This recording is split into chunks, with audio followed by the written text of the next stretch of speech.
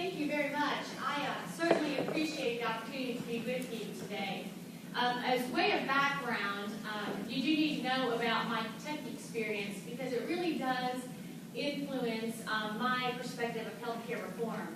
I grew up in Kentucky. I grew up in the Kentucky Department of Insurance, actually, because 1 year out of law school, I was thrust into an entity that no longer exists in Kentucky called the Health Policy Board.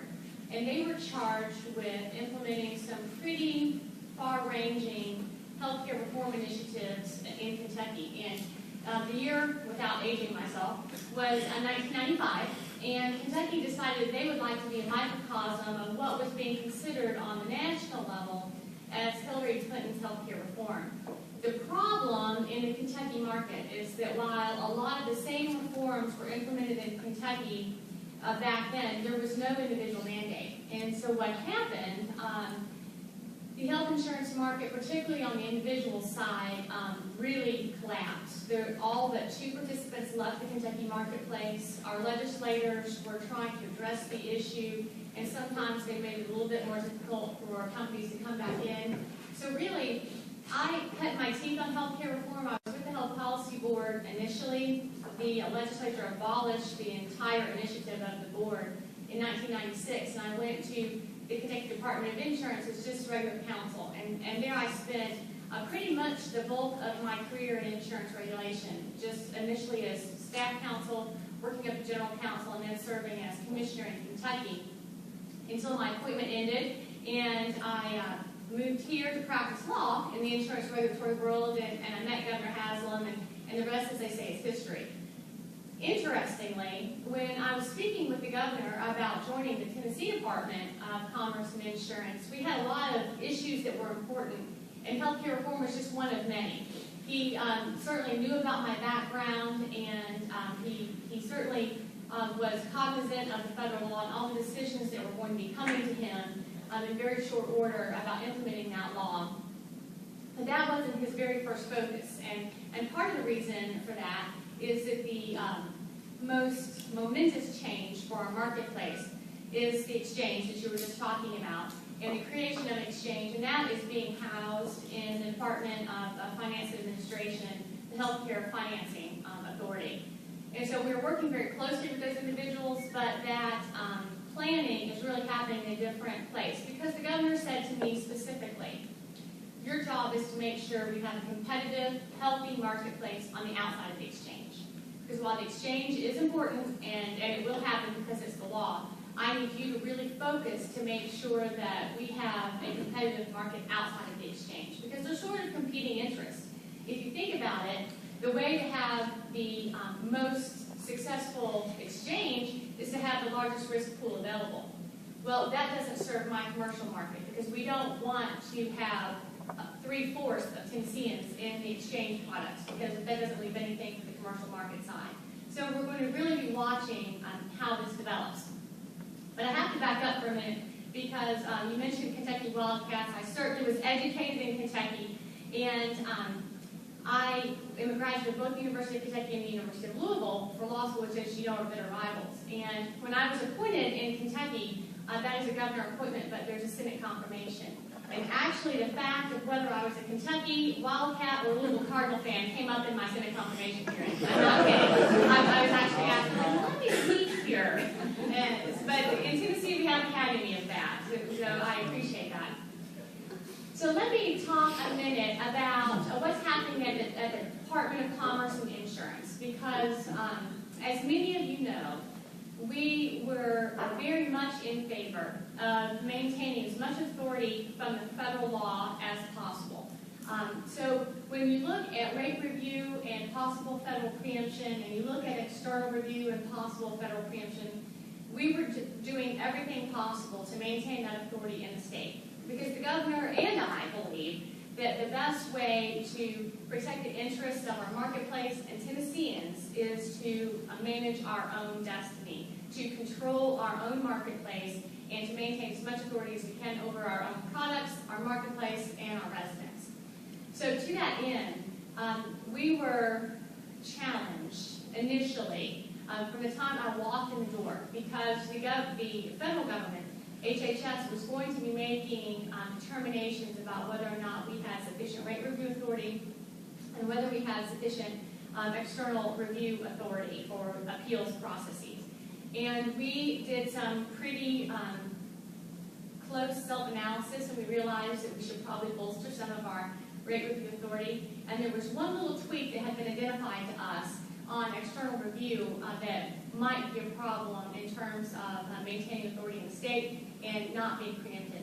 So we did have 2 pieces of legislation, excuse me, last session that both passed, both with the blessing of the governor, that increased our rate review authority over the individual and small group markets, and also did that one little tweak on the external review. It was about random assignment of claims.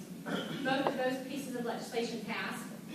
We were very pleased to then learn that HHS had determined that our rate review process was sufficient and we were not going to be preempted. We were going to maintain that authority here in the state. We did have a small little hiccup on the external review side.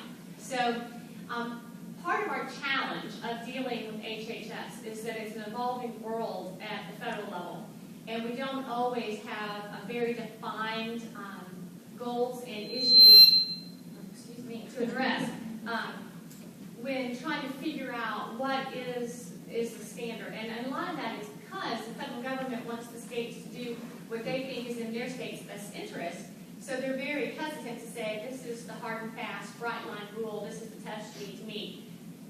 So we had some initial discussions that perhaps our external review process was not going to be sufficient. But through discussions with HHS, we were able to work through those, and we have been deemed sufficient on the external review side as well. Thank you. I, like most Tennesseans, are struggling through the ragweed season. It's been a lot of fun. I was speaking to a company yesterday, and I said, I hate to be the ambassador for Tennessee because I have all this congestion. I was like, really, it's a great place to be. Except for right now, these 2-3 weeks right through here.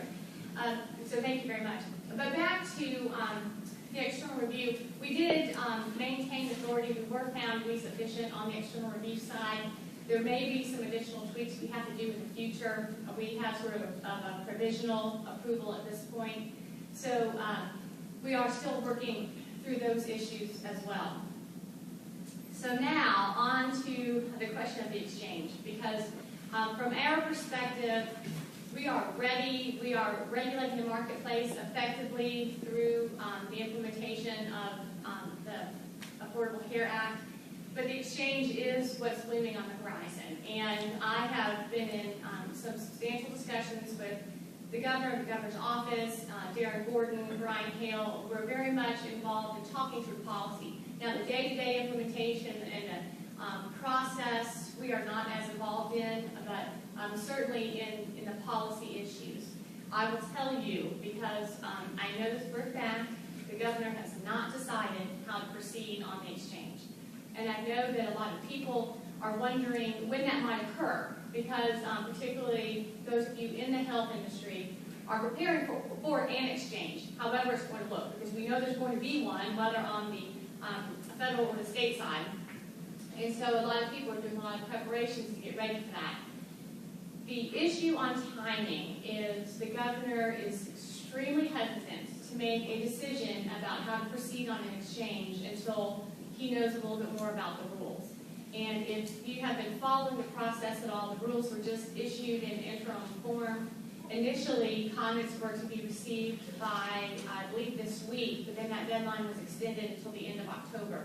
So the rules establishing a lot of the guardrails, a lot of the parameters of the exchange are very, very fluid at this point. And the governor is cautious about stepping into a realm of an exchange if he doesn't know what it might mean for Tennesseans 2, 3, 5 years down the road. He's extremely concerned about the mechanisms that it needs to be totally self-sufficient by 2015.